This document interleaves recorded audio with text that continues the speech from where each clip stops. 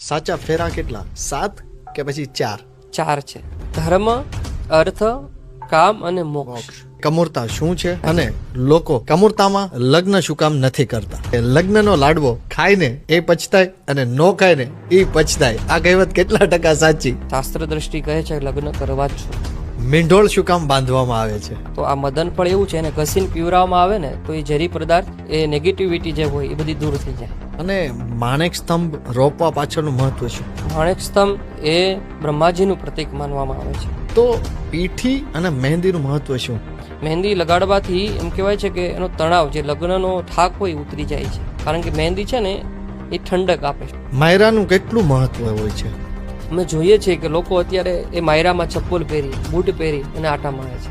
Okay દાદા, જવતલ હોમવાનું મહત્વ? ચૌતલ છે અન્નનું પ્રતીક છે. ચૌતલ કે ત્યારે કોઈ પણ વસ્તુની જરૂર પડે તો મુંજાતીની ભાઈ તારો છે.